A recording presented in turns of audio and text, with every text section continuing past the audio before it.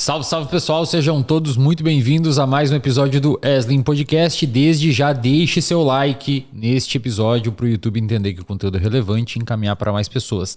Deixe seu like aí, tá? Por favor, porque para você não custa nada e para nós é muito importante, principalmente se muitos de vocês fizerem isso. No episódio de hoje nós estamos aqui com o DJ Pedro Sampaio. Não, tô brincando. O Pedro Sampaio. O Pedro Sampaio, ele é psicoterapeuta, divulgador científico, especialista em análise do comportamento, professor e é mestre em psicologia, atualmente faz doutorado em psicologia também? Isso. Em psicologia, terminando já o doutorado. Terminando. Valeu pela presença aí, Pedro. Obrigado por ter colado. Valeu aí, demais, Wesley. Bom demais estar aqui. Boa piada do Pedro Sampaio, né? Bom, e sou DJ, sim. Na minha família, nos meus amigos, eu que faço as playlists das festas aí. Então tá tudo certo, cara. Legal. Só com um alcance um pouquinho menor que o outro. Legal. O que você tá fazendo no seu doutorado, Pedro? Eu estou estudando sobre objetividade científica. Ah, que legal, cara. Eu entrei no debate que é sobre a ideia de que a ciência não é neutra, a ciência é neutra. De modo geral, o consenso é que não é neutro, ninguém é totalmente neutro, mas isso também pode gerar algumas coisas, do tipo, já que não é neutro, então você é descaradamente enviesado, né? Uhum. E eu posso seguir os meus objetivos pessoais, ideológicos, abertamente, e recortar dados, torcer, já que ela não é neutra, né? Então, aí nisso eu entrei no debate sobre o que é uma objetividade científica e como que ela é importante, inclusive para a produção de conhecimento. Na verdade, ela é indispensável. A confiança que as pessoas têm na ciência parte do pressuposto que o cara está descrevendo o que foi observado, que ele foi honesto intelectualmente, e não que ele está selecionando, querendo empurrar o mundo para uma direção específica, né? Inclusive, esse pressuposto de que a ciência é a disposição a aceitar os fatos, mesmo quando eles são opostos aos desejos, né? Que é a frase do Skinner. Então, eu estou estudando em cima disso, vendo, por exemplo, se argumentos a favor e contra, os limites disso e se existem estratégias que os periódicos podem ter, que os centros de pesquisa podem ter para aumentar a objetividade num bom sentido. Legal. Né? E então, você está fazendo um levantamento bibliográfico ou está rodando algum experimento? Não, eu pego dados de alguns experimentos, mas meu levantamento é bibliográfico. É bem filosófico. Inclusive, o meu orientador é da área bem da filosofia dentro da psicologia, na epistemologia, né? Que é o Diego Zilio, que é da análise de comportamento, muito legal, bom. Cara. Legal, baita tema. E qual que é o consenso hoje da área, galera? A maior parte das pessoas defende que não só não existe objetividade científica, como acreditar nisso é danoso, e que se você acredita ser objetivo ou imparcial, você está servindo ao status quo e isso pode ser perigoso. Eu aponto que, embora isso possa acontecer, não é tão simples assim.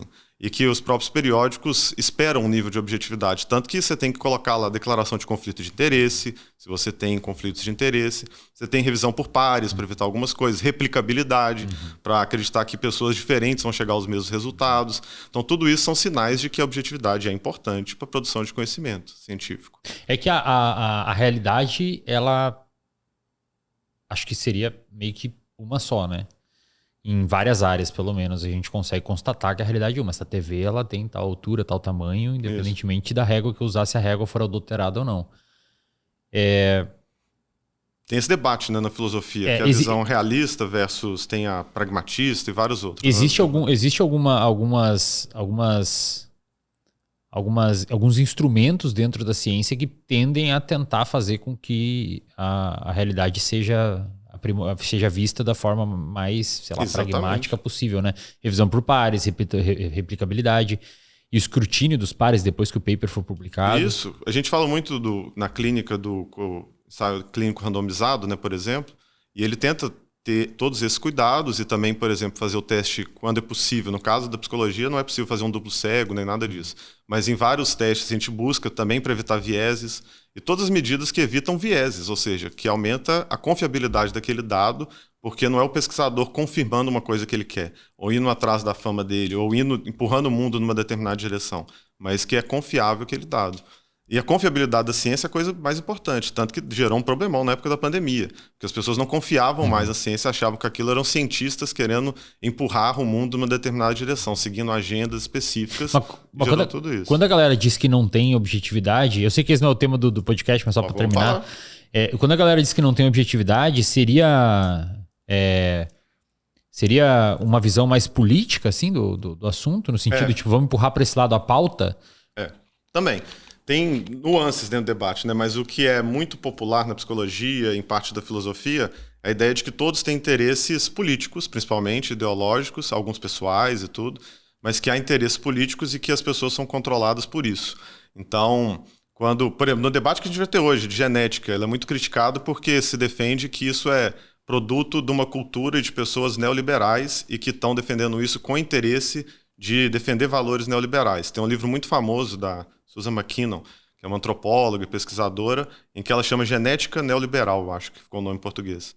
E ela argumenta isso, que os estudos de genética comportamental e toda a galera que estuda isso são só pessoas que estão buscando empurrar o mundo a favor de uma construção de narrativa específica. Isso aí seria, por exemplo, falta de objetividade. Um argumento. E ela considera que não tem como ter, mas que é importante escancarar que essas pessoas seguem agendas políticas específicas e por aí vai. E também na psicologia tem muito esse debate, porque tem linhas inteiras da psicologia que são motivadas por ideologias políticas, né? Então, muito da psicologia histórico-cultural e algumas outras coisas já partem de pressupostos assim e falam que isso é totalmente legítimo porque todo mundo, ninguém é neutro, ninguém é objetivo e eles partem desses pressupostos. E mais, tem gente que defende na clínica também, né? Então, eu já fui em congressos, palestras, e tem artigos também que defendem que o psicoterapeuta, por exemplo, faz parte do trabalho dele conscientizar a pessoa de que parte do sofrimento dela é, por exemplo, produto da sociedade capitalista que oprime ela e que parte da alta, da terapia, da libertação dela vai envolver tomar consciência e engajar na luta de classes. Ou o contrário, às vezes acontece um cara que é liberal que quer colocar para o paciente que parte do sofrimento dele é o Estado, que oprime ele, que tira os impostos, que impede ele de crescer e tudo mais. Então tem gente que acha que isso é legítimo e que faz parte, já que o clínico não é neutro, já que o pesquisador não é neutro, se assume os seus vieses e guia o mundo naquela direção. E eu acho isso bem problemático na produção de conhecimento. Eu acho que a pessoa tem a ideologia que ela quer, tenta empurrar o mundo para onde ela quer, enquanto agente político, mas eu acho que quando você está como terapeuta ou como pesquisador, prestando serviço, né? As pessoas pressupõem, esperam objetividade, porque senão você está abusando da confiança que colocam em você para empurrar o mundo naquela direção, para persuadir a pessoa com relação a algo. Até porque é muito difícil você conseguir construir uma intervenção dentro de uma ideia de que o Estado está te oprimindo ou de que tudo é produto da superestrutura marxista derivada da infraestrutura que é a dinâmica de classes. Sim. Aonde que começa o tratamento e termina ele e aonde que começa um discurso ideológico? É complicado, então por isso que se espera uma estrutura mais formal de prestação de serviço, né? E isso passa também pelo debate, porque no CFP, em tese, né, o Conselho Federal proíbe você induzir convicções ideológicas, né, na psicoterapia. E ideológicas, religiosas, etc, eles especificam um monte lá. Mas tem pessoas que abertamente defendem. E tem linhas terapêuticas que partem desse pressuposto, inclusive, né? São baseadas em pressupostos políticos, ideológicos. Então, só que eles argumentam, mas eu parto desse pressuposto, eu sou um terapeuta com tal viés, quem vier em mim já sabe que esse é meu ponto de vista. A galera não sabe. Não sabe, e esse argumento também poderia ser usado pela psicologia cristã. E, no entanto, a gente proibiu, considerou que era antiético o cara, mesmo atendendo outros cristãos, ele utilizar essa prática na psicoterapia. Porque em algum momento pode entrar em conflito coisas que estão gerando sofrimento mental para a pessoa com a religião. E ele vai partir do pressuposto da religião. Isso é danoso. Perfeito. E pode ser da mesma forma no caso ideológico, de outras ideologias. E como é que você enxerga as críticas que a galera faz a ideia de que a prestação de serviço dentro do universo da psicoterapia especificamente, ela se dá por uma ótica psicopatológica, psiquiátrica, e que isso, de certa forma, esquece um pouco, por exemplo, a luta de classes ou, enfim, as outras coisas? Eu acho que quem fala isso geralmente não entende bem a fundo a epistemologia por trás da psicopatologia e tudo mais. Ou seja, o que fundamenta a gente ter psicopatologias e etc. E ter manuais de tratamento, guidelines e tudo mais. Que é a ideia de que psicopatologias servem para a gente dar um nome para determinados padrões de comportamento e de sofrimento que têm aparecido com frequência. E isso é muito útil para a gente poder pesquisar, para pegar essas pessoas que estão apresentando esse tipo de sofrimento e ver o que funciona para ajudar elas. Então, geralmente, a pessoa que chega com padrão repetitivo de comportamento, realizando uma série de rituais que ela sabe que são irracionais, mas ela não consegue parar de fazer, ao mesmo tempo em que ela começa a ficar aflita e ter um excesso de aversão à incontrolabilidade. Ao invés de falar tudo isso, você fala toque. E aí você comunica bem com outras pessoas também. Isso. Então facilita a comunicação entre profissionais, entre pesquisadores. Você consegue pôr critério de inclusão para estudar as intervenções e de exclusão, criando critérios e guidelines para isso. E o que parece que funciona bastante para pessoas que têm esse problema e o que não funciona. Então isso é muito útil para o paciente, para o terapeuta, para todo mundo. Porque aí, isso não quer dizer que sempre você vai aplicar aquilo exatamente do jeito que está lá, porque é previsto fazer adaptações individuais, né, de acordo com as características do cliente. Mas é excelente porque economiza tempo. Perfeito. É a mesma coisa de você estudar um fármaco e você sabe que aquele fármaco tem uma grande probabilidade de ajudar alguém que tem a doença X. Então você testa ele primeiro. Se ele não adiantou, você vai avaliar o porquê e ver o que mais você pode tentar. Então é o mesmo princípio. Então a psicopatologia serve só para dar nome. Você não está dizendo que a pessoa é isso. Ninguém é nada. Ninguém é nada. Ele é o fulano. E ele é totalmente único. O sofrimento dele é totalmente único e como se manifesta também. Mas dar um nome facilita entender o que tem maior probabilidade de ajudar ele a sair desse lugar, a melhorar as coisas que ele tem trazido. Perfeito. Deixa eu te perguntar, vamos cair no assunto do podcast. Como é que você chegou nesse universo de estudar genética, ambiente? Como é que foi a sua ida até lá? Eu sempre gostei bastante, desde a adolescência, eu sempre fui um nerd bem fixado em ciência, né? Gosto bastante, amava Carl Sagan, ainda amo, acho excelente. Depois o Dawkins e algumas outras coisas, e aí comecei a estudar um pouco sobre. Na psicologia, durante o curso, na verdade, eu comecei e fui para psicanálise. Você fez no BH? Fiz em BH. Na PUC? Na PUC. E aí eu fui para psicanálise exatamente por isso. Na verdade, lá era assim muito absurda a discrepância. Então, eu tive 16 matérias orientadas pela psicanálise, né? Tive 2 de análise de comportamento, nenhuma de TCC, e por aí vai. Como é que os caras não ensinam TCC, bicho? Exatamente. Tem bastante tempo, né? Eu sou velho, mas ainda assim, naquela época era mais comum, entre 2005 ali e 2010, quando eu formei.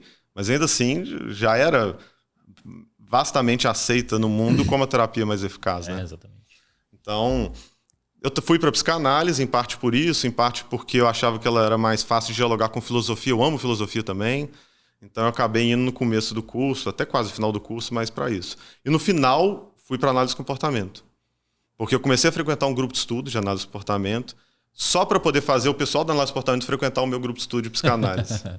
E aí eles falaram, não, se você frequentar o nosso, eu vou. Eu, beleza. Aí eu fui lá mostrar para eles como é que eles são cientificistas, reducionistas, como é que eles têm positivistas, como é que eles têm uma visão de ciência ultrapassada e como é que eles estão ignorando um monte de coisa, o inconsciente e várias outras coisas. E no final descobri que eu estava errado.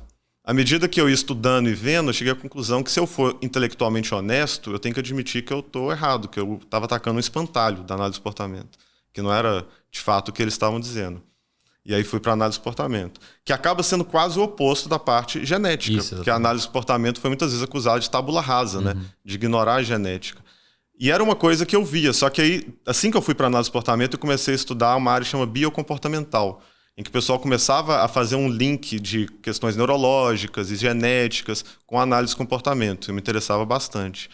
E nos debates com outros analistas de comportamento e nos congressos da BPMC e outras coisas, eu via que o pessoal tinha muita resistência com isso. Quando eu trazia dados e argumentos que eu achava super legais, interessantes para entender algo, e eram dados biológicos ou genéticos, o pessoal tinha uma certa aversão.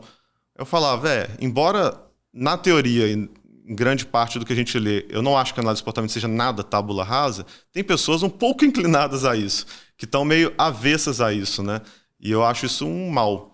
Então eu venho tentado trazer um pouco mais a fundo os fundamentos, o que fundamenta argumentos da genética comportamental e de que modo isso pode ser pertinente para todos os psicólogos, até para análise de comportamento. Quando eu comecei a estudar neurociência no mestrado e no doutorado, eu comecei a enxergar os caminhos neurobiológicos por onde os fenômenos estudados na análise do comportamento e experimentalmente validados acontecem. Perfeito. É fantástico, cara. E aí eu comecei a entender que existem algumas pessoas que talvez nasçam com um caminho um pouco mais podado e cujo trânsito vai ser um pouco mais fácil. Por exemplo, uma pessoa que tem alguma predisponibilidade a ter uma síntese aumentada de receptor de acetilcolina ou de dopamina ou noradrenalina em áreas específicas do cérebro. Essa pessoa, dependendo do histórico de contingências ao qual ela foi exposto, ela vai ser mais predisposta a ter um reforço dentro de um cenário. Exato. Ela não é uma tábula rasa, né? Ela tem algumas construções basilares que, dependendo se forem trabalhadas ou não, vão inclinar para um lado, né?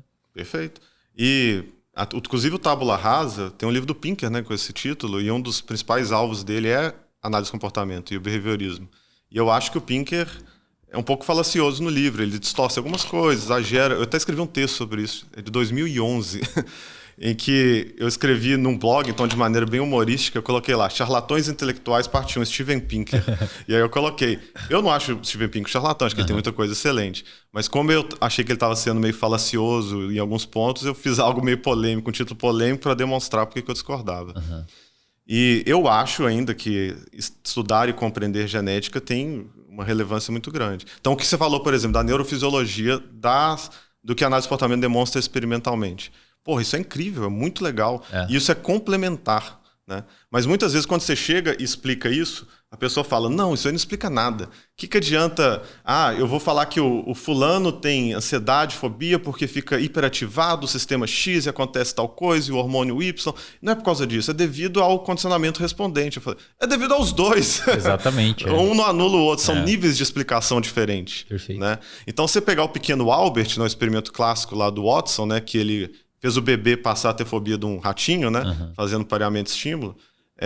Você pode tanto observar que a fobia foi causada porque ele colocou o rato mais um barulho alto e o bebê chorava por causa do barulho, várias vezes até que só apresentar o rato o bebê começa a chorar. Ou você também, se você for olhar fisiologicamente, você vai ver o que está acontecendo neurofisiologicamente. E eu te diria, um neurofisiologista, só olhando a atividade do cérebro do pequeno Albert, saberia o que ele sentiu, o que ele experimentou naquele momento. Sim. Sim. Sem olhar o que aconteceu fora. Então, de fato, é uma trilha fisiológica, material por onde aquilo passou, né? Mas a galera mais ortodoxa, ou não sei qual o nome adjetivo daria, eles rejeitam isso ou eles apenas dizem que isso não interessa?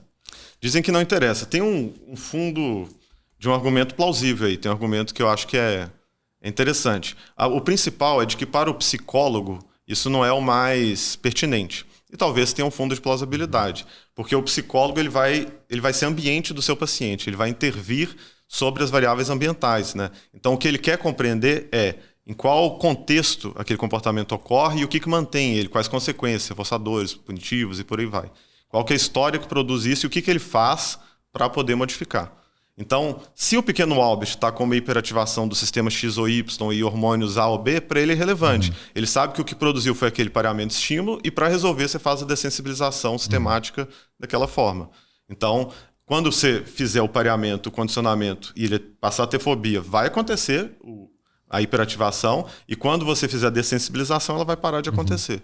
Então, o que fisiologicamente ocorre é pouco relevante. Seria mais relevante para a farmacologia e para o médico, que vai agir direto sobre o organismo. Ele vai colocar e modificar fármacos que vão modificar diretamente os hormônios, a atividade neurológica de maneira mais direta.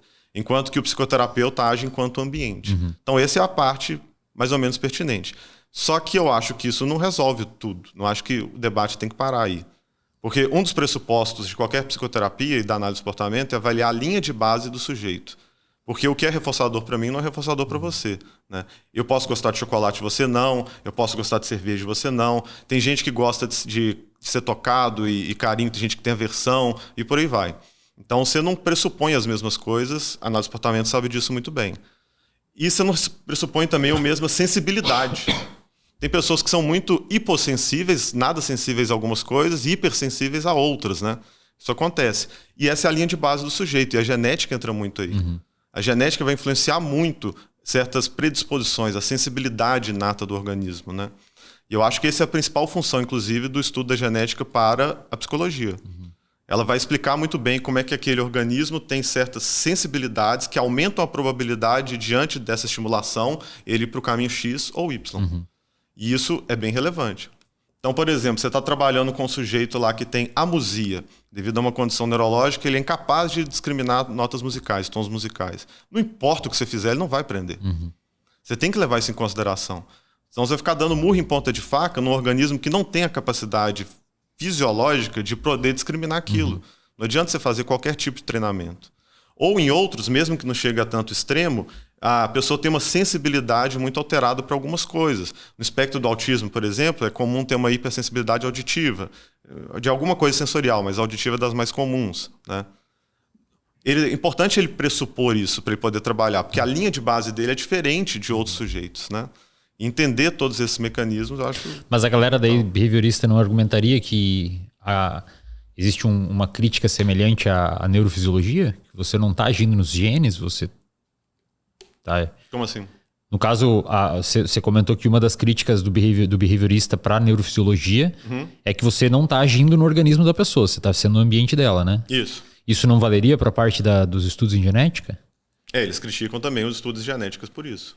Porque tem... Eu entendi que você está falando que o estudo é válido para chegar a algumas conclusões para conseguir fazer a linha de base, etc. Isso. Mas para parafernália clínica, teoricamente, eles não teriam a mesma crítica? Eles teriam. Eles têm a mesma crítica. Então, eles consideram que esses estudos, alguns, né? Tem muita gente dentro do nosso comportamento, mas alguns consideram que os estudos genéticos são pouco relevantes por esse motivo. Porque você está partindo de genes, de questões fisiológicas, em que o psicoterapeuta não tem capacidade de alterar. Ele só vai servir de ambiente. E a análise de comportamento tem instrumentos para isso, fazer uma análise funcional, avaliar o repertório e tudo mais. E aí você parte da questão do sujeito, dele, e o que você pode fazer em relação a ele para poder trabalhar, né? Então eles considerariam que isso é pouco relevante para a psicologia. Mas eu não acho. Então, por exemplo, a gente tem muitos estudos genéticos de vários tipos, né? Atualmente tem até uma revolução na genética, que é o GWAS, né? Que é o estudo de associação genômica ampla, em que está aumentando muito a qualidade dos estudos genéticos, que ele elimina vários vieses. E esses estudos, eles conseguindo avançar, a gente consegue ver vários loss genômicos ali envolvidos em transtornos mentais, né?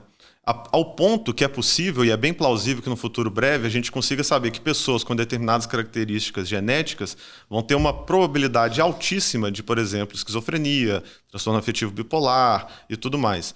Isso é relevante até para orientar tratamento. A gente pode começar a fazer intervenção precoce para diminuir a probabilidade disso acontecer, porque nunca é 100%, depende de certa estimulação ambiental. Então, a gente entendendo os genes e como que essa pessoa vai ter que ter um ambiente atípico para não desenvolver o transtorno, a gente age dessa forma. Perfeito. E muda a vida dessa pessoa. E da mesma forma que a gente já sabe, por exemplo, em relação à esquizofrenia com cannabis, com maconha. Pessoas que têm... Esquizofrenia é poligênica, são um monte de genes envolvidos, né? Mas a gente acredita que ela é uma base biológica fortíssima, 80% de herdabilidade.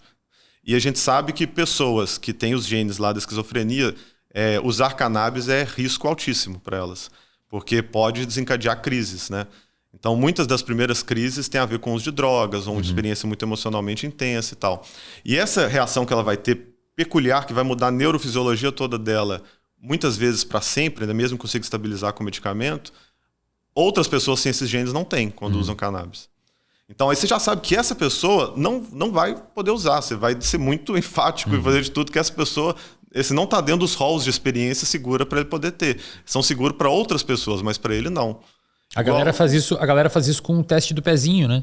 O teste do pezinho você mensura lá, todo mundo aí fez uma análise genética quando nasceu, que o médico fez o teste do pezinho para ver se você tinha uma enzima chamada fenilalanina.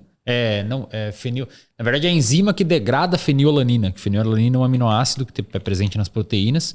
E se você não tem essa enzima e você come muita proteína de determinados tipos, principalmente na primeira infância, você tem uma chance de ter um acúmulo de uma toxina no seu sangue que desenvolve um retardo do envelhecimento, um retardo do desenvolvimento cerebral. Então é meio que isso. No início o médico faz lá e fala, cara, essa pessoa aqui você tem que suplementar tal leite materno porque tem que ser pobre nesse tipo de aminoácido, etc. Imagina que legal ter isso para transtornos mentais, né? Exato. E tem gente que pode falar, nossa, mas é muito ruim, você vai pegar desde bebê e criança e colocar e limitar que essa é uma experiência de risco para ele, mas... não é para as outras pessoas? Sim, a gente faz isso. O cara que tem alergia a amendoim não pode comer amendoim. É risco para ele, mas não é para as outras pessoas. O cara que nasce com diabetes, o cara diabetes tipo 1, o cara que tem intolerância à lactose.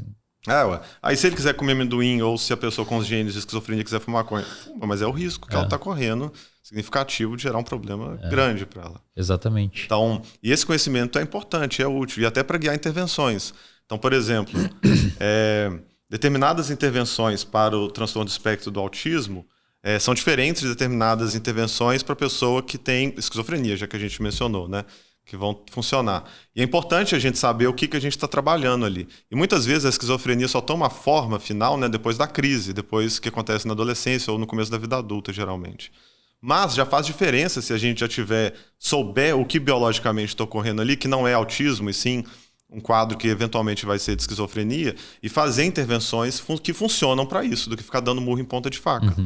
Então funciona muito para você ajudar mais uma pessoa. Mesma coisa da depressão. Então a gente sabe que tem genes que aumentam a probabilidade da pessoa vir a desenvolver depressão. Então isso também afeta o modo como você vai intervir com essa pessoa em relação a pessoas que não vão ter.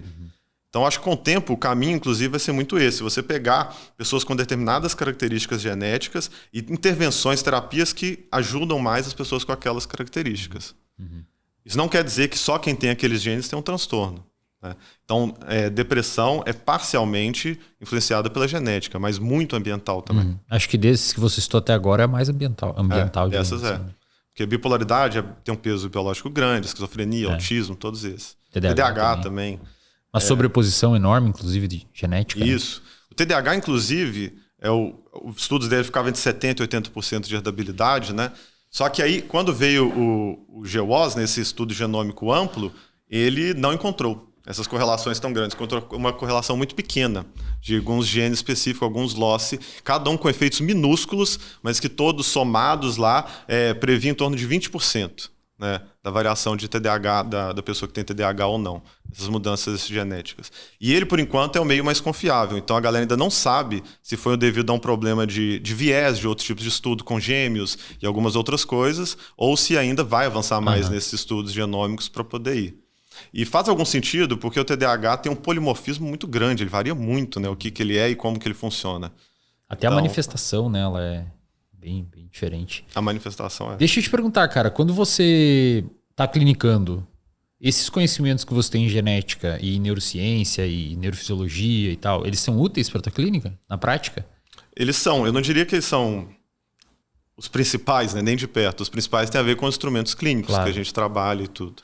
Mas eu considero que sim. Que você saber que as pessoas têm organismos diferentes, né, e que respondem, têm sensibilidades diferentes, é muito importante. Porque senão a gente tende a partir de pressupostos muito ruins, de que a pessoa está reagindo intensamente a isso, talvez porque ela foi muito mimada, ou porque ela não passou por frustrações suficientes, ou porque ela precisa ser dessensibilizada ainda, né, para aquele estímulo. E muitas vezes não tem a ver com não dessensibilização, tem a ver com uma resposta por motivos fisiológicos, genéticos, que dela tende a ser muito mais... E você explica isso para eles? Algumas vezes sim, depende do paciente, depende do caso. Claro. Então. É que eu acho que uma das grandes virtudes, os grandes benefícios de um psicoterapeuta saber essas coisas sobre genética, neurofisiologia e tal, tá num processo de educar o paciente. Eu acho, não sei se tem estudos levantando isso, que o vínculo terapêutico é muito maior quando o cara vai no cardiologista e ele explica o que está acontecendo mecanicamente dentro do meu coração e o porquê que eu tenho que tomar aquele remédio. Faz sentido. Do que simplesmente ele me falar, toma esse remédio aí porque vai diminuir a tua pressão arterial. Eu falar, cara, existem os vasos têm um negócio chamado complacência, e essa complacência ela é feita por uma proteína, e essa sua proteína aqui ela está um pouco danificada, a gente precisa entregar um medicamento ali porque vai aumentar a elasticidade. Eu não sei, talvez para um grupo específico de paciente, mas uma evidência totalmente anedótica e observacional, assim. Na clínica a gente tem 100 psicólogos, né? E quando a gente conversa com eles, é comum um relato, e talvez um viés de público, porque o público que chega mais do RD e da galera que me segue, ou a galera que tá mais na internet, talvez seja diferente com o cara aqui, porteiro, com o cara do posto, que às vezes não tá na internet e não quer saber disso, quer resolver o problema, né? Mas no mundo onde tem tanta informação e o cara dá um Google em qualquer coisa e às vezes acredita numa coisa que não tem nada a ver com aquilo, acho que instrumentalizar o clínico com esses conhecimentos, cara, existem uns estudos e tal. Eu acho que pode trazer, aliás, é um bom objeto de pesquisa, que pode trazer um vínculo mais próximo, o paciente confiar mais na sua intervenção. Seria um ótimo objeto de pesquisa. E isso tem um lado bom e ruim. Inclusive, psicólogos e principalmente análises de comportamento ficam pé da vida com esse tipo de coisa, porque eles consideram que para muitos fenômenos a explicação comportamental é melhor, entre aspas, ou mais útil, mais interessante, mais fundamentada, mas o público em geral quer ouvir uma explicação neurofisiológica, né, para aquilo. Então, isso de fato ocorre. Colocar, inclusive, eu conversei isso com o Leandro, que você também conhece o Leandro Malloy, lá de BH. Veio aqui já. Veio aqui, né, inclusive. E como que tem a área toda do neurobullshit, né? Como é que a pessoa consegue pôr neuro na frente de alguma coisa e parecer um status científico maior. Ou como ele cita uma correlação, às vezes, trivial de alguma coisa neurológica e as pessoas ficam encantadas como se ele tivesse explicado o transtorno. Até uma das coisas que eu falei com ele também, e ele participou de um podcast que eu tenho também, eu e o Manuel, que chama Psicoverso.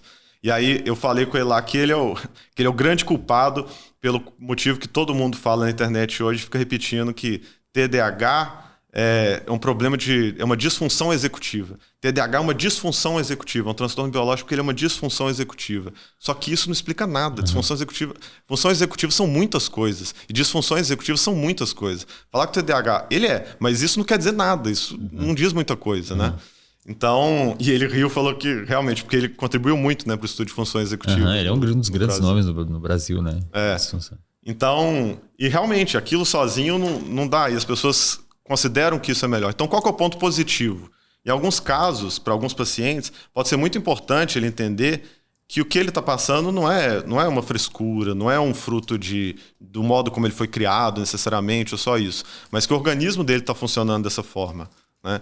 Então, isso faz ele entender alguma coisa e pode dar um alívio, pode tirar uma culpa que ele está carregando sobre aquele transtorno, sobre as condições que ele tem. E até uma questão de previsibilidade, para ele saber que a gente consegue, dependendo do transtorno, fazer modificações importantes e tratamentos, e dependendo do outro transtorno, não. A gente vai até um certo ponto. Mas que dá para melhorar a qualidade de vida dele, a saúde mental dele de qualquer forma. Então isso também eu acho que tem peso. E a parte ruim, que é quando a pessoa cai num determinismo biológico, em que ela acredita que, então eu tenho depressão. Depressão é um desequilíbrio químico. Então acabou, ferrou você assim. tem genes que contribuem para a depressão. Eu possivelmente tenho esses genes porque eu tenho essa sensibilidade alterada, um neuroticismo mais alto desde sempre. Então você é um refém disso. Não é assim. A genética, ela não é destino.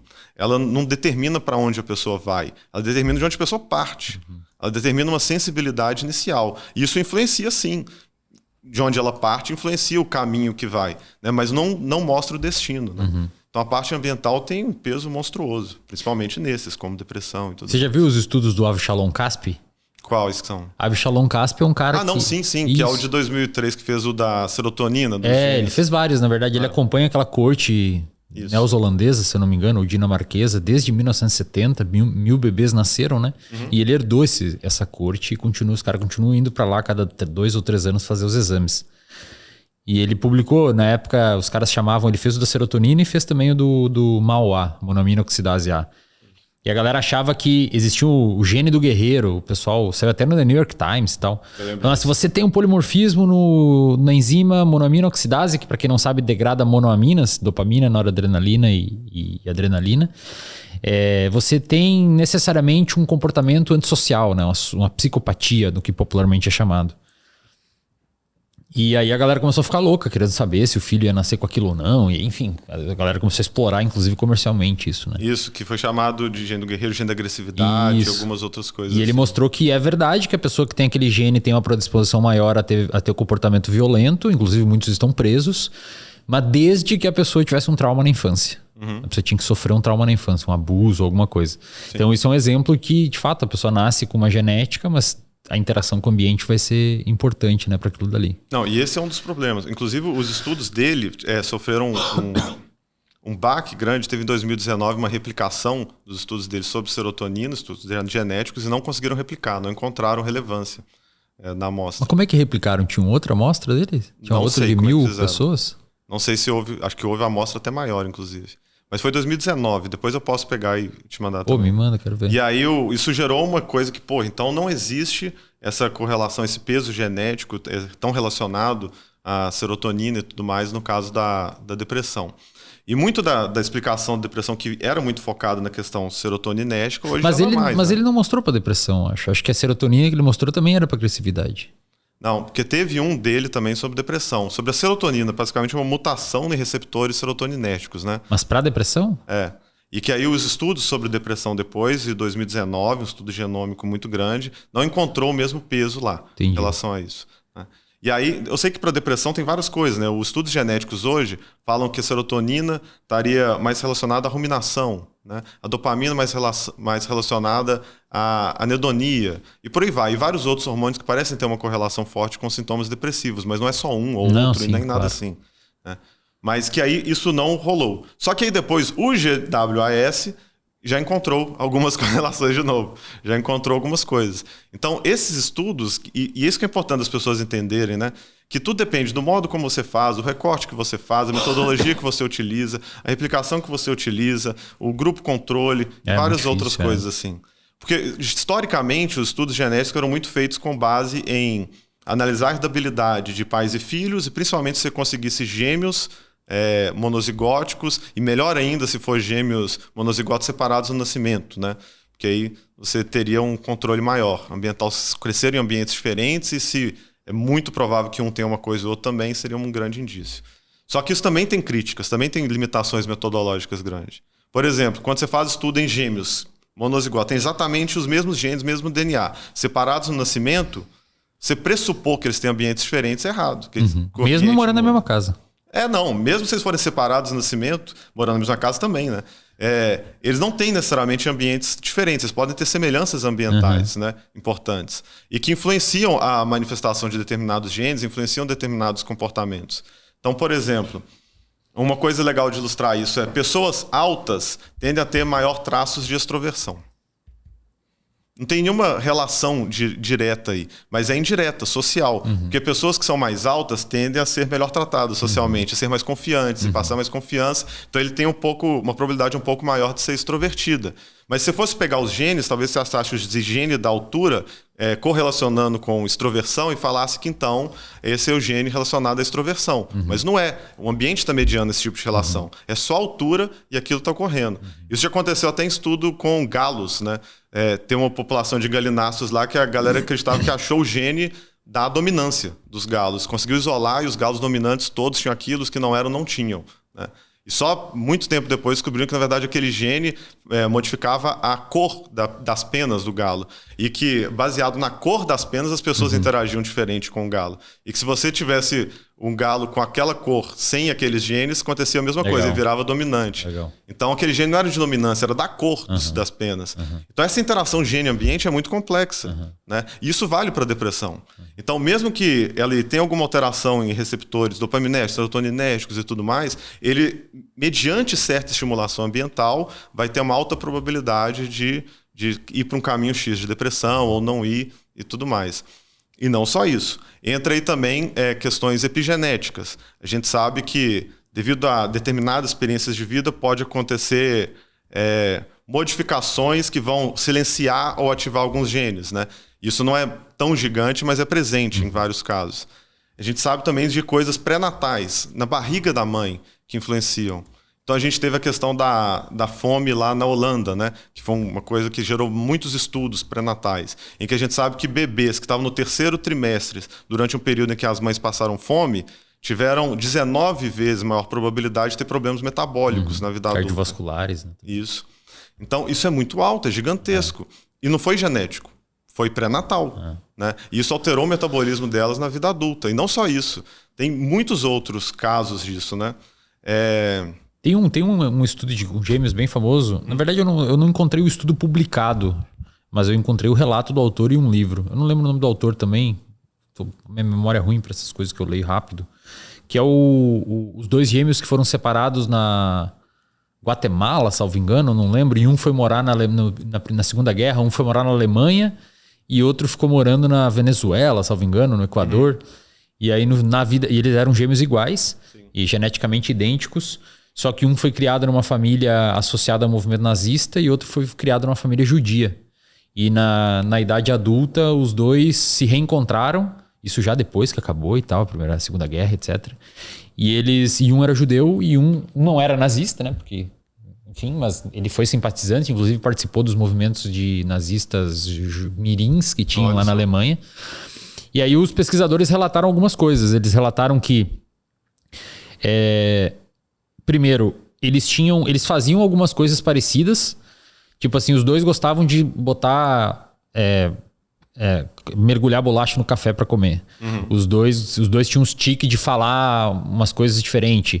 Os 2 tinham algumas outras coisas. Os 2 não gostavam de botar a camisa até o final. Eles sentiam que isso aqui pegava um negócio assim, Só que ideologicamente eles eram muito diferentes. Eles tinham alguns traços parecidos, mas ideologicamente e eles eram idênticos, né? Aparentemente, assim, tem foto deles e tal. O que você acha? E aí eu li até uma reportagem no The Conversation, eu acho, sobre esses estudos com gêmeos. A autora fez um grande levantamento sobre os principais estudos, foi lá que ela citou esse. E ela comentou que as principais críticas relacionadas às limitações desses estudos com gêmeos é que geralmente a galera superestima ou subestima o ambiente. No sentido de o quão diferente ou o quão igual foi. Você comentou que quando eles são afastados, as pessoas pressupõem que os ambientes são diferentes. Isso. Mas o inverso, ela falou que acontece muito. Mas isso tu deve receber na tua DM todo dia. Mas o fulano tem uma filha e o filhinho eles nasceram na mesma casa e cresceram, estudaram na mesma escola. O ambiente deles pode ser totalmente distinto. Exatamente. É uma amizade que um tem diferente, cara. Já mudou totalmente. Exatamente. Um quase foi atropelado e o outro não, mudou totalmente. Totalmente, mesmo se for 100% do DNA igual, gêmeos, né, monozigóticos, ainda assim, do momento que ele nasce, um olhou para o lado, o outro olhou para o outro, já passaram por estimulação diferente. Exatamente. Já fizeram coisas diferentes, um foi alimentado primeiro, o outro segundo, Exato. Tudo já está alterando eles a cada momento. E entre irmãos, então, que não são nem gêmeos monozigóticos, nem se fala, gigantesco. E até o comportamento, um deixou uma coisa cair por acidente. Eles têm o mesmo DNA, mas um estava num canto, outro estava no outro. Um esbarrou e deixou uma coisa cair. O pai brigou e xingou com um no dia que ele estava pé da vida. Não xingou o outro. Exato. Isso já começa a alterar também o caminho que ele vai ter. Exato. E várias outras coisas que acontecem aí. Um estudou numa sala, outro em outro. Colegas diferentes, que um teve suporte, grupo, outro não teve. Então tudo isso modifica bastante, mesmo se ele crescer na mesma casa. Exatamente. E a questão dos gêmeos, tem vários estudos, né? Tem um de trigêmeos, que tem até um documentário na Netflix sobre. O mais famoso é o Minnesota Twin Studies, né? Que pegou um monte de gêmeos separados no nascimento e fizeram vários estudos através deles. Só que tem muita crítica, porque, por exemplo, você pega os gêmeos, aí você viu que ambos casaram com uma mulher chamada Susan. Ambos... eles citam nesse livro também. Aí Susan era o principal nome da região, das mulheres. Pois é. E várias outras coisas assim que, como os críticos demonstraram, se você pegar qualquer duas pessoas aleatórias e ficar buscando detalhes semelhantes, você encontra várias coisas que são peculiares, né? Então... A gente mesmo conversando aqui antes, descobrimos que nós dois jogamos Ragnarok, nós dois fizemos sei lá o quê, nós dois jogamos RPG, nós dois, um monte de outras coisas. Se a gente fosse gêmeos separados no nascimento, podia ter alguém aqui, nossa, incrível. Exatamente. Os dois foram para psicologia também, os dois gostaram. Os dois não, você tá usando preto hoje, eu não vim de preto. E 1 milhão de outras coisas, assim. Então, isso... Tem que tomar cuidado com esses vieses, né? Porque é um viés de confirmação. Você está buscando semelhanças, isso já é um viés que compromete a qualidade daquele conhecimento. Então, o ideal é que você tenha, por antecedência, algumas coisas que vai estar buscando e comparando o nível de semelhança entre eles com o de pessoas aleatórias. Então, aí você tem um pouco mais de confiabilidade desses dados. Como é que hoje está o estado desses estudos com gêmeos? Afinal de contas, o cara que é gêmeo idêntico, ele tem uma predisposição a ter algumas coisas semelhantes ao seu colega, diferente mas ainda assim o ambiente tem uma importância muito... Não, em termos psicológicos, né, de transtornos mentais e padrões de comportamento e traços de personalidade, nada nunca foi 100%, né? Mas tem algumas coisas que são fortemente herdáveis, né, pela genética. Então, algumas coisas, como que eu mencionei, esquizofrenia, 80%, alguns estudos do TDAH replicados ficavam entre 70% e 80%, mas teve esse recente do GWAS que indica um número menor, então a gente ainda vai descobrir. E algumas outras coisas assim. Então tem vários traços que parecem ser herdáveis. Uma das coisas que é personalidade. Boa, também. Era a minha pergunta. Então o cara mais extrovertido, se você for morar na Alemanha nazista ou for morar numa família judia na Amazônia, talvez os dois tenham a probabilidade de ser extrovertidos. Uma probabilidade alta, né? De 70% de herdabilidade, semelhante à esquizofrenia, que é uma coisa muito biológica. Legal. Né? Então, mas aí, no caso, um pode ideologicamente ser um nazista e outro pode ser Pode. E os dois extrovertidos. O que também é curioso. Tem também estudos que mostram que a posição política de alguém também seria herdável, né? Seria explicado, também 70% explicado pelos genes. Pô, mas isso aí é difícil, hein? Viu? Eu tenho... E é por isso que tem... Esse aí eu lutaria até o final para rebater. Pois é. Então, por que isso é complicado? É semelhante ao motivo dos transtornos mentais, né? Porque muitas vezes os genes que estão envolvidos não é um gene do TDAH, ainda mais que é muito poligênico essas coisas, ou um gene da personalidade, mas um gene que leva a uma característica que aumenta a probabilidade dele desenvolver aquela personalidade. Eu dei o exemplo da altura. Às vezes o gene da altura começa a aumentar a probabilidade da pessoa ser extrovertida, né? O gene da pessoa ser menos sensível socialmente vai aumentar a probabilidade de outra coisa. E por aí vai. O cara ser mais neurótico. Isso. Principalmente numa sociedade que é meio violenta. Começa a ficar Exatamente. E quando eu fiz o vídeo, né, explicando esse estudo, e que também tem replicações de como a personalidade é pouco influenciada pelo estilo parental, um estudo muito bem feito, muito legal, que mostra que os estilos parentais, né, não têm influência praticamente nenhuma sobre o desfecho de personalidade. A galera ficou muito ofendida. É que eles não devem ter entendido o que você falou de personalidade. Inclusive, já saiu um episódio aqui, até saiu o nosso, do Dr. Renato Silva falando sobre a Big Five, o Big Five. Isso. Os 5 grandes fatores. Então, assista aquele episódio que aí você vai entender o que ele tá querendo dizer de personalidade. Mas se quiser dar uma palhinha pra galera entender o que você quer dizer com personalidade, quando você fala, não é se o cara é mais sei lá, mais de direita, mais de esquerda, né? Personalidade pra psicologia é outra coisa. Né? Isso. Apesar de eu ter explicado, né, no vídeo, as pessoas não entenderam, ficaram ofendidas. A personalidade é, inclusive, do Big Five, esses estudos, que é o construto mais bem aceito hoje para a gente debater personalidade, né, o Big Five. É o mais robusto para poder trabalhar com personalidade. E aí tem a ver com alguns traços, como o que a gente chama de neuroticismo, que, bem grosso modo, tanto que alguém vai sofrer, sentir intensamente as coisas. Extroversão ou introversão, que a maioria das pessoas sabe o que é. Ser mais expansivo ou mais para dentro. Conscienciosidade, amabilidade, que às vezes aparece também como acordabilidade, né? E com os outros, assim. Então, abertura a novas experiências. Então, esses traços, a gente só chama de personalidades justamente porque eles tendem a ser muito estáveis.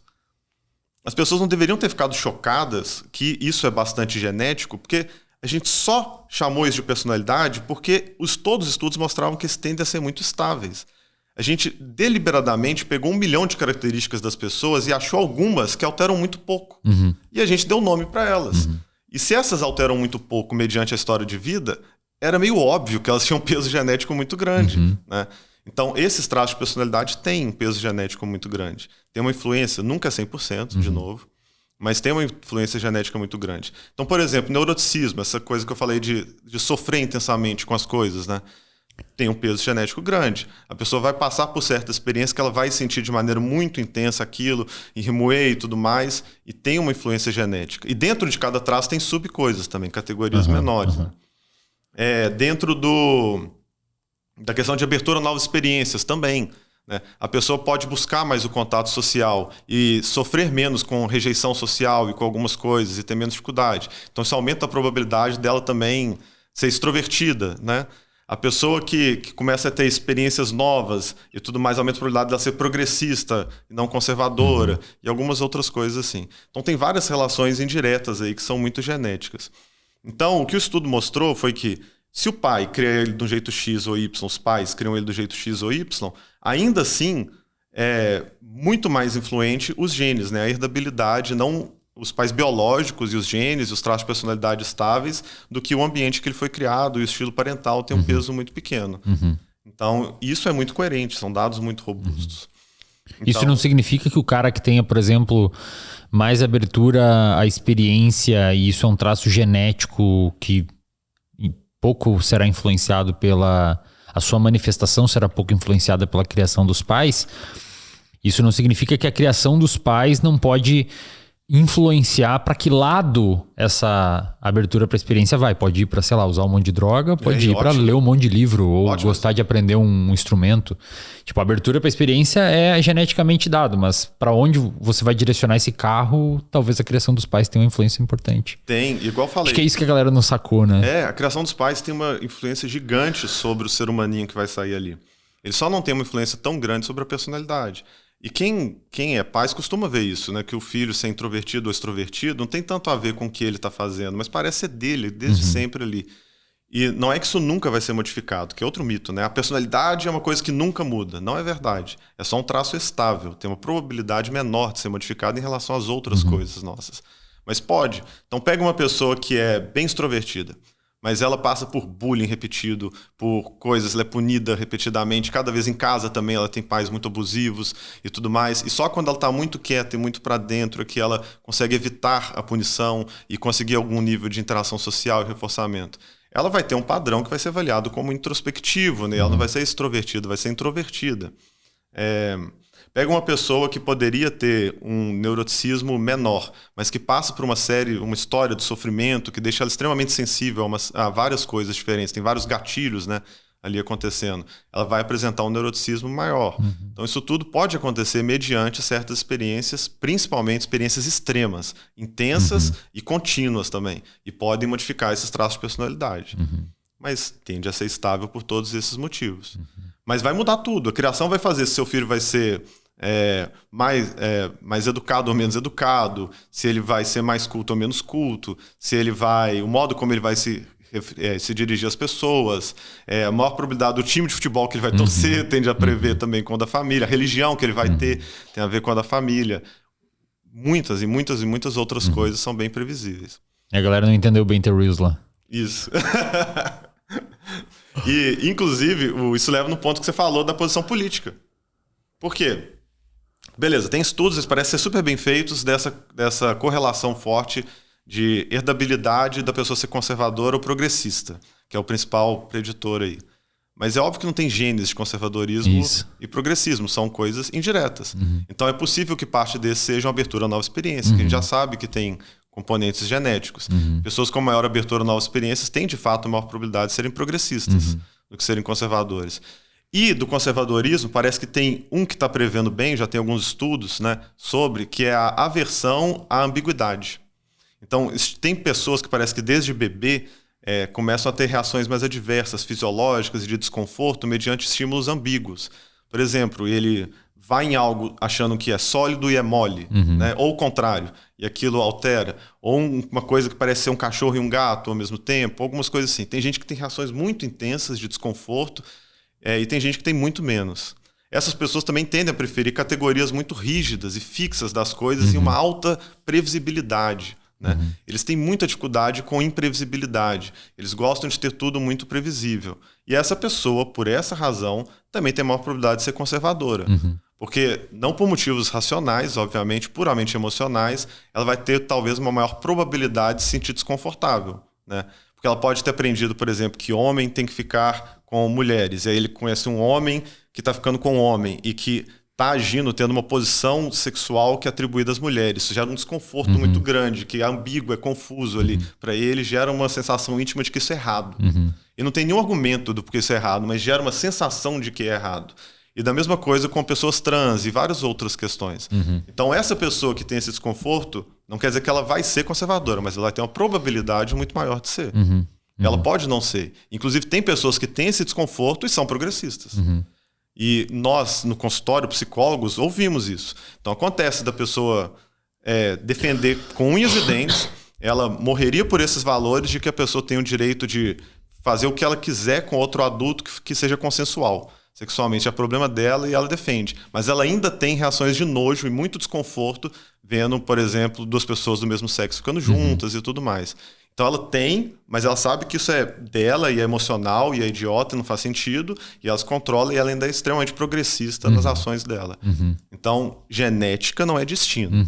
Genética vai determinar um pouco da sua sensibilidade inicial. E a sua sensibilidade inicial é importante para entender o efeito do ambiente em você. Se você está gostando desse episódio, saiba que ele tem o apoio da Probiótica, a marca de suplemento que eu utilizo aqui nos meus treinos. Você encontra desde barrinhas de whey, gel carboidrato se você atua aí na área de endurance, corrida, natação, ciclismo, creatina, whey, coqueteleira, tem uma série de outras opções lá de carbo, gomas e etc. De outros sabores de géis carboidratos também. E você pode conseguir um cupom lá, se você quiser comprar com desconto, você pode utilizar o cupom ESLEN, tá? Cupom ESLEN lá no site da Probiótica, você consegue um desconto nos seus suplementos e basta você acessar aí www.probiotica.com.br para você ter acesso a suplementos e, enfim, conseguir o desconto lá. A Probiótica ajuda nós aqui no nosso podcast para trazer conteúdos relevantes para vocês. Fechou? Bom episódio, bom resto de episódio. Você acha que um universo perfeito de experimentação onde a gente pudesse isolar pessoas, criancinhas, bebês, com características de abertura para a experiência e a gente colocar eles numa instituição onde eles seriam ensinados até os 18 anos apenas com ideais conservadores e, sei lá, religiosos e tal, já que a religião atravessa bastante o conservadorismo, você acha que eles iriam... ia dar uma... E muita gente ia adoecer ali dentro? Uma dissonância cognitiva, tipo, eu quero ir para esse lado, mas estão me ensinando nesse. Quem que você acha que ia vender? Porque eu imagino que se tivesse como construir esse experimento, fazer com essa galera com muita abertura para experiência, outra galera com neuroticismo e pouca aversão à ambiguidade, ou aversão à ambiguidade, melhor dizendo. Então são dois perfis diferentes de personalidade e o mesmo ambiente em si me ensinando traços religiosos e conservadores. Arrisco a dizer que essa galera iria adoecer mais, né? Sim, também acho.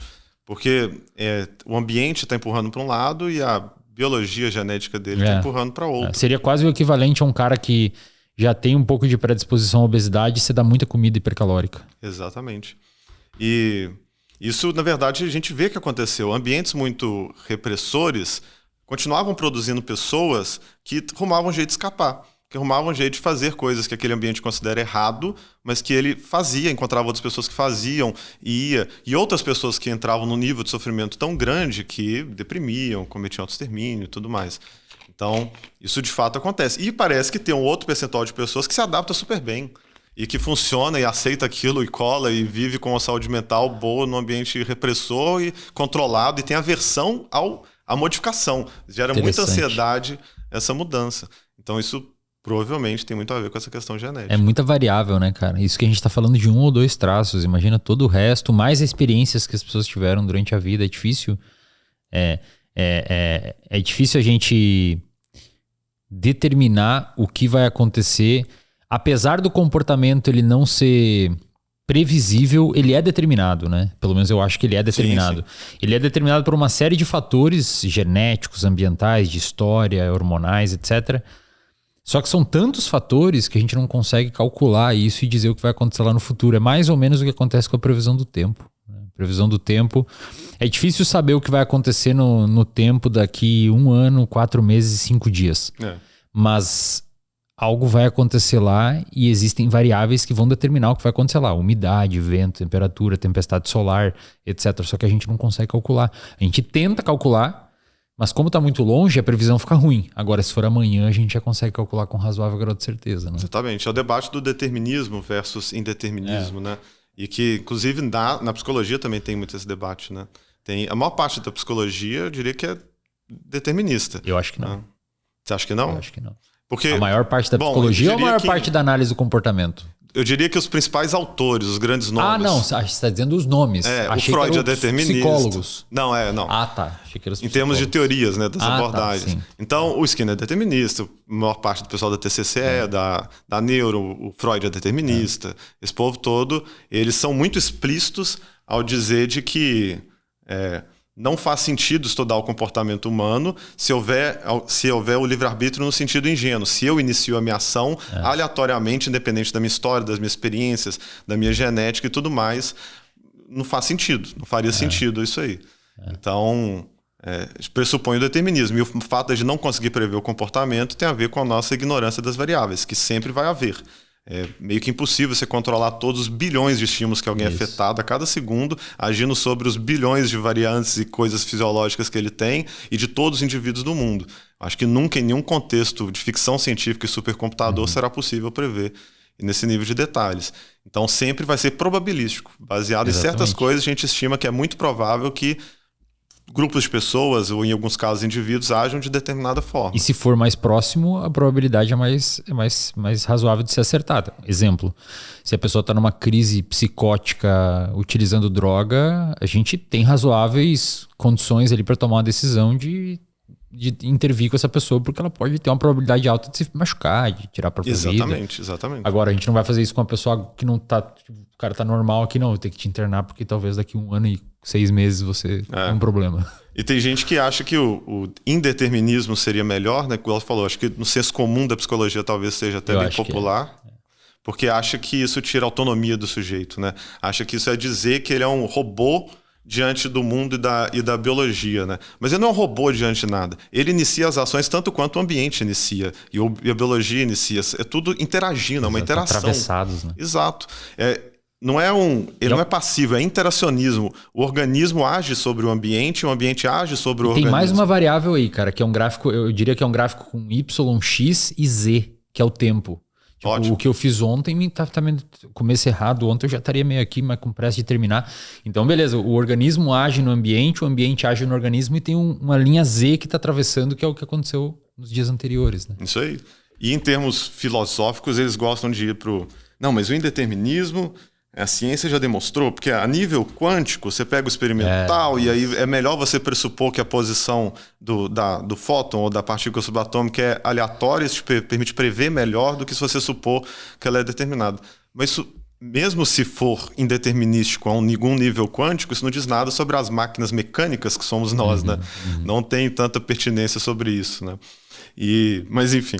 E se o livre-arbítrio existe, o espaço está cada vez mais apertado no cérebro para achar ele, né, cara? Onde que ele tá? É o livre-arbítrio das lacunas, né? Onde que ele tá, cara? Ninguém acha. Exatamente. É o livre-arbítrio das lacunas. Cada parte que a gente ainda não entende, não explica, eles jogam um livre-arbítrio, exatamente, né? Agora é mecânica quântica, agora não sei o quê. Isso. Então, quando a gente não entendia quase nada de psicologia ou de medicina, então tudo era fruto do livre-arbítrio, tudo era que surgia ali. Aí, à medida que a gente vai entendendo mais, a gente vai indo, isso vai tendo só as lacunas. Agora, isso que a gente ainda não entende é porque foi livre-arbítrio. Ah, mas a gente consegue prever que com tantos por cento que grupos de pessoas vão passar por isso, vai fazer aquilo outro. Ah, mas tem esse percentual aqui que isso prova que tem livre-arbítrio. E aí vai ficar sempre assim. Só que, cara, é um debate muito difícil de fazer fora do universo de pessoas que estudam um pouco mais. Porque a galera já extrapola para outras coisas e é difícil você conseguir acessar a pessoa para debater no nível racional. Porque, pense bem, se a gente pode começar qualquer comportamento sem influência de nada, é meio complicado a gente conseguir desenhar psicoterapias interventivas no comportamento, sendo que a pessoa é totalmente imprevisível. Exato. Começa a ficar difícil o debate se a gente for para esse lado. Aí a pessoa normalmente fala, não, mas daí você tá indo para outros lugares, aí não tem nada a ver, aí tira, não, tem tudo a ver, mas é difícil debater. Já tive debate com um filósofo, um amigo meu, um ótimo filósofo e teólogo, ele é padre, inclusive, inteligentíssimo, e psicólogo, ele fez tudo isso. E ele teve um argumento de que, na verdade, a gente tem o livre-arbítrio, a gente é influenciado, genética, ambiente, tudo isso, mas que isso vai determinar as coisas que a gente é capaz de fazer, as ações que nós somos capazes de executar. Por exemplo, se eu não tenho asas, eu não vou conseguir sair bater asas e voando. Se eu não tenho o bíceps, eu não vou conseguir dar um soco. Da mesma forma, neurologicamente, se eu não tenho determinadas coisas, eu não vou conseguir falar. E por aí vai. Então, a genética e determinadas coisas vão determinar o que você é capaz de fazer mediante certa estimulação e etc. E o ambiente vai te fornecer as possibilidades de ação. Então, eu nunca vou ser muçulmano se eu nunca entrei em contato com o islamismo e não tive contato nenhum com essa religião. Escalador de uma montanha, se tu não isso. Ou mesmo se eu entrei em contato, né, o islamismo eu posso crescer num ambiente em que é muito mais reforçador, interessante para mim eu escolher ser cristão, porque vai me gerar várias coisas boas, vou ter experiências muito legais, do que se eu escolher ser muçulmano, que tem uma probabilidade muito ruim de eu ser punido, gerar coisas ruins e ser difícil.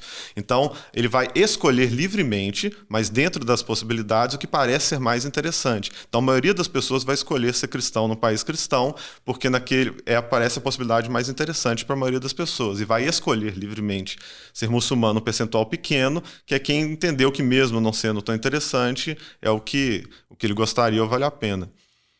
Esse é o argumento mais filosoficamente robusto, por assim dizer. Dizer que ele limita as possibilidades, dá condições, a genética dá condições, o ambiente limita as possibilidades, mas no fundo o sujeito escolhe. Só que também há muitos problemas nesse argumento. É um compatibilismo, né? Mas é muito problemático, é difícil.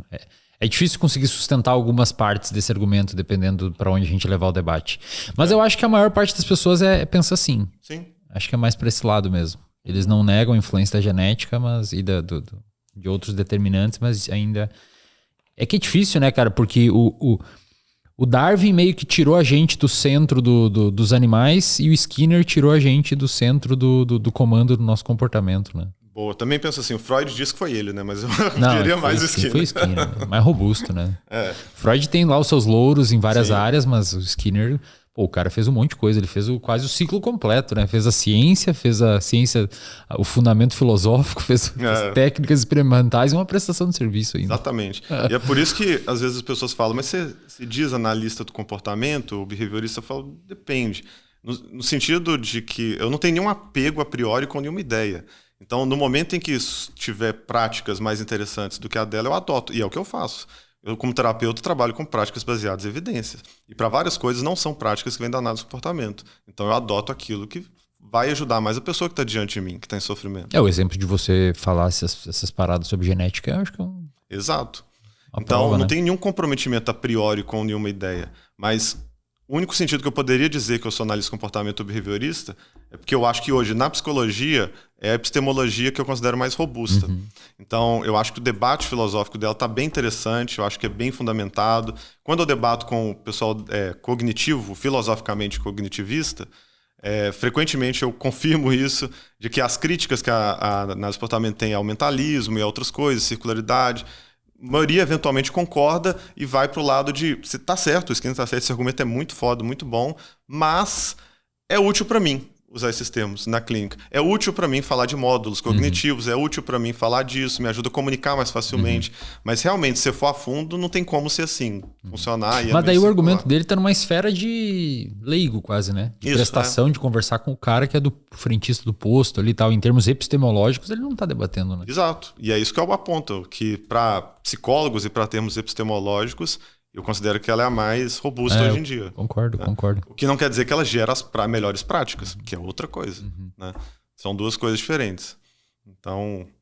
Legal. Cara, acho que você ia gostar bastante de fazer. Você já fez experimento comportamental? Já. Porra, é muito legal, cara. Sabia massa, que você curte. É muito foda, cara. Você dá um choque na patinha do animal e ele sobe na plataforma e fica 4 horas sem descer porque ele tem medo. Ou tem uma aversão, né? Dá pra falar medo perto de analista de comportamento. Eu fui monitor do laboratório de análise experimental do comportamento da PUC. Comecei lá essas pesquisas. E depois fui professor também, né? Na época que tinha a caixinha e tinha os experimentos e tinha o laboratório de análise experimental, né? E aí eu ensinava os alunos também na caixinha. É bem legal. É muito legal, cara. Muito legal. Foi proibido e tem argumentos razoáveis para poder debater isso. Foi proibido para uso de ensino? Então, eu acho o argumento razoável, que é para fins... Você não vai utilizar animais... e não vai submeter ele, mesmo que seja um sofrimento pequeno, porque é privação de água por 24 horas, então nada demais, eles conseguem ficar vários dias sem, mas... e também ficar presos, gaiolas, etc. E depois que são utilizados, eles são sacrificados. A maioria, o aluno pode levar. Enfim, você não vai submeter os animais a isso, a possíveis sofrimentos e tudo mais, só para fins didáticos. Agora, para fins de experimento, se você quiser contribuir para o conhecimento, se for ajudar a vida das pessoas, beleza. E dá para razoavelmente utilizar os programas, né? Isso. Hoje em dia ajuda bastante. Se dá para substituir, né? Sem usar, substitua. Para ensino, eu concordo. Para pesquisa ainda não dá, né? Tem como mimetizar ainda num programa um organismo do animal. Para pesquisa. Embora a gente tenha esforços bem fortes para tentar reduzir o máximo possível. Hoje, para você fazer experimento com animais, cara, você tem que provar por A mais B... Por que você precisa daquele N, se não dá para fazer com mosca, não dá para fazer com outra coisa. Sim. E é importante que tenha um cuidado, né? Porque o que foi feito no passado já foi muita coisa bizarra. Exato. Inclusive com seres humanos, né? Exatamente. E agora tem muita coisa vindo com IA, né? A galera tá conseguindo fazer muito experimento in situ, acho que chama.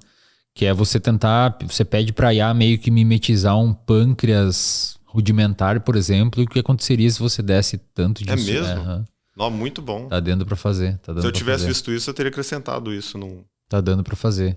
Claro que você não vai conseguir demonstrar muita coisa, mas pode ser, por exemplo, um teste inicial para você não começar a avaliar o efeito hipoglicemiante de uma possível planta.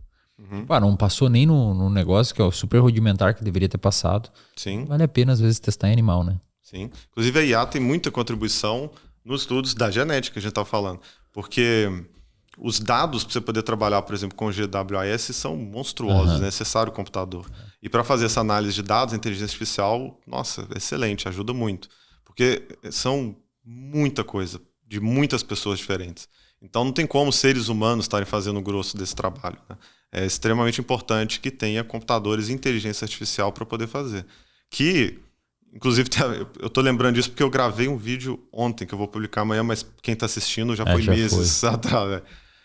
Sobre inteligência artificial na ciência, porque tem essas coisas muito boas e coisas ruins, né? Então, a coisa muito boa é o tanto que ela economiza, por exemplo, esse tipo de trabalho, mecânico, burocrático, e até o trabalho de submeter artigo e fazer esse tipo de coisa. A ciência tem uma parte que quem não está no meio não sabe, que é muito chata e às vezes parece até estúpida. Não chama submissão à toa, você tem que submeter a coisas que é muito arbitrárias. Você tem que fazer dessa forma, com essa formatação. A citação tem que ser na revista tal, você tem que usar a citação desse jeito X, passamento Y, na outra é outro. Aqui você não pode usar esse termo, aqui você... Enfim. E 1 milhão de coisas desse tipo. A IA hoje consegue economizar isso pra gente. A gente vai lá, faz o artigo e ele consegue formatar da maneira que a gente quer, adaptar aos critérios da revista e ótimo, maravilhoso. Entre outras, análise de dados e tal. Mas a gente também tem um monte de coisa saindo, mostrando, por exemplo, tem um gráfico muito bacana que pegou lá a frequência com que a palavra meticuloso aparece em publicações de artigos científicos. Aí tá lá, mesma coisa ao longo de anos, décadas, depois chega em 2023, faz galera assim. Usando IA. E não só o meticuloso, eles pegaram 6 palavras que a IA, o ChatGPT em específico, utiliza muito e que as pessoas não costumam utilizar e julgaram lá nos periódicos. E viram que... Que interessante, cara. Porque grande parte dos periódicos está sendo feito com ajuda ou às vezes por inteligência artificial. E não só isso. O número de pesquisadores, a gente também sabe disso, que publica mais de 60 artigos por ano. Nem submeteu, nem escreveu, submeteu. Publicou mais de 60 artigos, um a cada 5 dias. Quadruplicou também. Então, isso em parte pode ser pela facilidade da parte burocrática, mas também é possível que tenha chat GPTs fazendo artigos aos montes. E por que isso é problemático? A gente também tem outro tipo de estudos, de artigos que mostram que revisores de periódicos estão julgando o artigo no chat GPT para fazer a revisão, terceirizando a revisão ao invés de fazer. E não está sendo raro isso acontecer. Então, a gente vai ter textos escritos pelo chat GPT e revisados pelo chat GPT ou alguma outra inteligência artificial. E ele tem uma tendência a inventar fontes que não existem, ou atribuir afirmações e colocar referência, sendo que aquela referência não fala isso, né? Ele faz isso, além dele muitas vezes distorcer ou simplificar dados. Então isso vai comprometer a confiabilidade do conhecimento científico. Porque você terceirizar tudo isso para inteligência artificial, aí você vai comprometer, porque você tem inteligência artificial produzindo, inteligência artificial revisando, e eles não encontram isso, eles não encontram os erros deles mesmos. E pode gerar um sério problema aí. Você estuda no seu doutorado, né, objetividade e tal. O que você acha dos sistemas de pares? Tem coisas boas e ruins, né, no sistema de pares. Né? Tem várias críticas boas para revisão por pares. Né? Então, por um lado, ela é boa, a parte boa dela, porque você está pegando pessoas que estudam aquele tema, que estão dentro daquele tema, que vão ter mais facilidade de ver problemas naquilo que você fez. Né? Problemas metodológicos, coisas que já estão superadas, coisas que a gente sabe que não funcionam assim, e tudo mais. Então, por um lado, você ter especialistas e pares ali avaliando é muito importante. Por outro, os seres humanos, como mostrou Thomas Kuhn, né, no Estrutura das Revoluções Científicas, eles são bem enviesados e tendem a resistir a ideias, informações que vão contra as ideias que eles defendem. Então, também acontece, de algumas vezes, a revisão por pares, fazer com que uma pessoa que não quer que aquele dado seja publicado, ela é muito mais dura com aquele artigo e tem uma propensão muito maior a rejeitá-lo do que uma pessoa que não está envolvida naquele tema. Né? Então, isso também acontece. Algumas ideias que são revolucionárias ou muito importantes para mudar uma área acham muita dificuldade de ser publicado quando é revisado por pares que não querem que isso mude, do que se for revisado por outros tipos de cientistas, né, que estão menos envolvidos. Perfeito. E assim, acho que também é difícil afirmar isso, né, até por questão de, sei lá, tomar um processo. Mas eu já ouvi falar de pessoas muito importantes da área, que existem até alguns lobbies, né, cara? De assim, às vezes o artigo chega, aí um revisor vê, trava ali e o grupo dele de pesquisa produz um parecido para sair antes, na verdade, em revistas maiores. Assim, é foda, né? Bota o ser humano no meio, fica sujeito a esse tipo de análise. Tem até algumas pessoas que defendem um processo de revisão aberta, tipo, joga lá no BioRex lá e deixa que a galera debata até a exaustão e aí chega num consenso, porque fica tudo... É difícil, né? Um debate difícil, né? Sim. E acho que a gente vai ter que se adaptar bastante, principalmente agora com essas IAs aí. Esse sistema, sem falar que os pares não são pagos também, né? Então o cara, acho, a vontade dele revisar, em vez de só jogar no chat GPT. O que é muito comum. De novo, a gente tem tempo limitado, né? De vida e de tudo. E o meio acadêmico demanda várias coisas que a gente não recebe para fazer, né? Revisar artigos é uma delas, entre outros.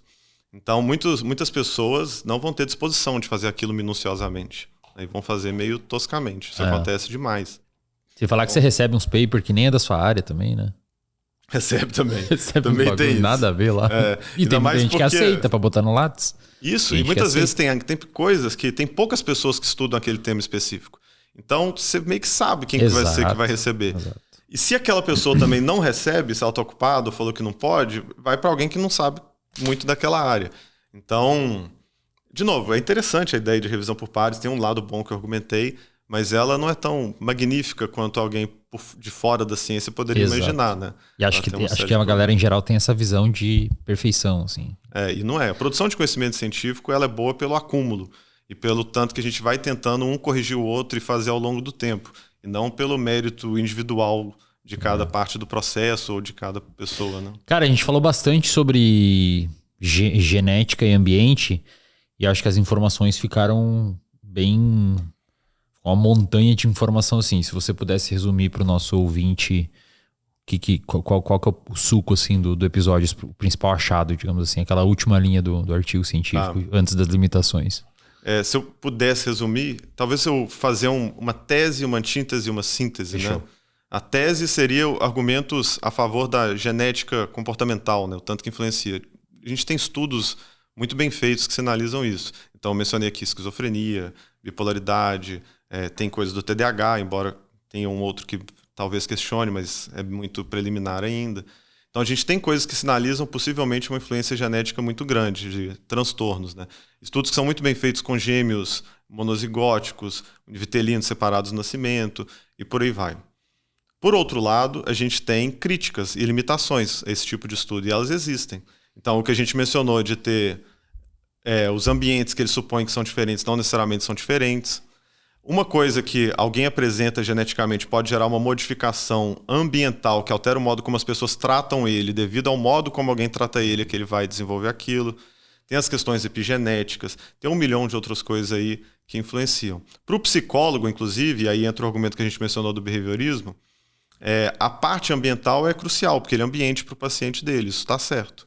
Então, no estudo da depressão, por exemplo, estudos lá da análise de comportamento que demonstraram um dos modelos muito bons de depressão, que é o do desamparo aprendido, né? Que aquele primeiro experimento foi aquele dos cães, né? Em que você tem um cão, 2 cães numa caixa lá, em que ela tem choque, os dois tomam a mesma quantidade de choque durante o mesmo tempo, mas só um consegue controlar. Então, quando um vai para o outro lado da caixa, o choque para os dois. Mas só quando esse vai, o outro é irrelevante o que ele está fazendo.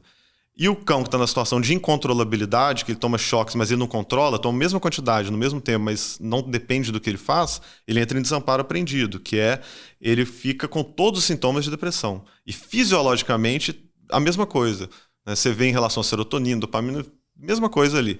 E ele também fica lá, ele não quer mais cruzar com as fêmeas, ele fica triste, ele não faz mais as coisas, ele para de se alimentar, todos os sintomas de depressão. Isso é um modelo muito importante para compreender a depressão. E ele é ambiental. Ele mostra uma coisa ambiental e não genética. Isso nega que possa haver genes que aumentam a probabilidade de alguém que passa por experiências de incontrolabilidade ou experiências aversivas desenvolver depressão e outros que são mais resistentes, que é bem mais difícil isso vir a acontecer. Não, isso é verdade. Então esse que é o ponto, eu diria que é a síntese, né, da situação. A separação gene e ambiente é artificial. O mundo não tem essas separações. A gente inventa categorias no mundo, né? Então, o que a gente chama de genes e de DNA são coisas do mundo, que estão ali no mundo interagindo com o ambiente, sendo modificadas por ele. E também não interrompe a nossa fisiologia e o modo como a fisiologia vai se desenvolver, não é interrompida na concepção. Ela é modificada por questões pré-natais, que a gente citou alguns exemplos, e poderia dar muitos outros de questões pré-natais que influenciam, e ela é modificada do momento que você nasce até a hora que você morrer, né? Então, isso vai acontecer. Inclusive os neurônios, que é a parte mais relevante para psicólogos aí, em termos fisiológicos e biológicos, são os que mais conseguem ter esse tipo de modificação devido à plasticidade neuronal. Eles criam conexões novas, eles fortalecem conexões, enfraquecem outras que não foram tão utilizadas e fazem isso o tempo todo. E até geneticamente também. Tem um negócio que chama genes transposicionais, acho que a tradução é essa, transposable genes, né? Em que foi descoberto em plantas primeiro, que diante de determinada estimulação ambiental, as plantas tinham a capacidade de mudar o genoma delas, que os genes conseguiam recombinar e para fazer novos tipos para os tecidos, órgãos, para a planta não tem tecido, né? Mas para a planta conseguir fazer novas coisas em interação com o ambiente. Isso, no caso de animais, geram combinações que alteram o funcionamento genômico dele. Então, os animais e o ser humano têm muito menos genes desse tipo do que plantas. Porque plantas dependem muito disso, porque elas não se movem, elas não conseguem sair fugindo do predador. Então, se elas têm um estresse ambiental, os genes dela começam a produzir variações muito mais rapidamente. Mas nós também temos até um certo ponto. E qual que é a parte que a gente mais tem no cérebro? Os neurônios são os que mais têm essa capacidade de fazer isso e se alterar, inclusive, a nível de genes, para poder aquilo gerar novas formas de interação com o estímulo ambiental, quando chegar lá. Então, genética e ambiente estão em interação constante, são separações artificiais, né, que a gente faz. Mas são ambos muito importantes de ser estudado.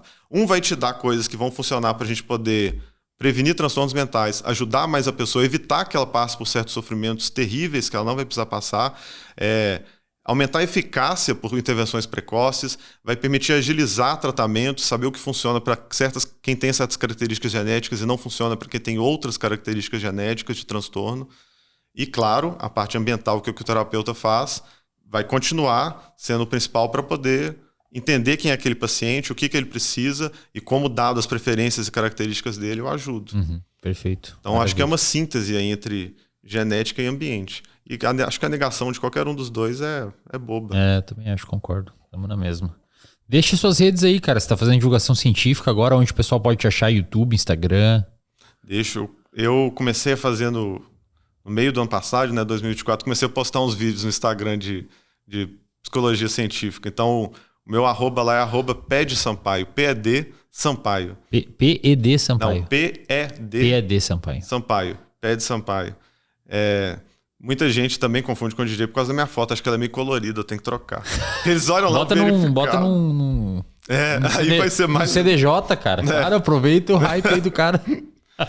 E aí eu tô postando uns vídeos lá no Instagram, de vez em quando. Eu tenho um podcast que a gente grava periodicamente. A gente tenta gravar cada 2 semanas, mas às vezes tem longos hiatos, que é muito legal, que chama Psicoverso.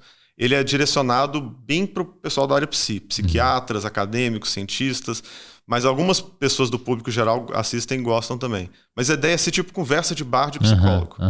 Chegar pessoas lá que estão fazendo doutorado juntos ou pesquisa, sentar no bar e trocar ideia, porque psicólogo ama falar de psicologia, né? Legal. Então a ideia é essa lá, chama Psicoverso Podcast. E eu também fiz alguns vídeos para o YouTube, não sei até que ponto eu vou, mas pretendo fazer de vez em quando. Meu canal lá é Pedro Sampaio Psi. Vai ser bem difícil de achar, porque ele tá minúsculo. Tu tá mais no Instagram, então. Principal Instagram. ali, diria que tá mais recorrente. Isso. No YouTube eu tenho feito vídeos mais extensos, explicando mais a fundo os temas. No Instagram mais rapidinho, né? Legal.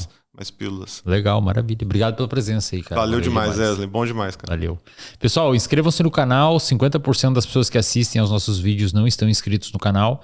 E, por gentileza, deixe o like nesse episódio. Também convido você a navegar pelo Wesley Podcast, porque a gente tem uma série de outros episódios com especialistas em diversos temas. Também tem umas trilhas de conteúdo aqui. Tem uma trilha inteira sobre finanças pessoais. Tem uma trilha agora com o Thiago sobre neurofisiologia. Não sei se quando sair esse vídeo já tem, mas a gente gravou uma trilha também sobre exercício físico e também sobre psiquiatria.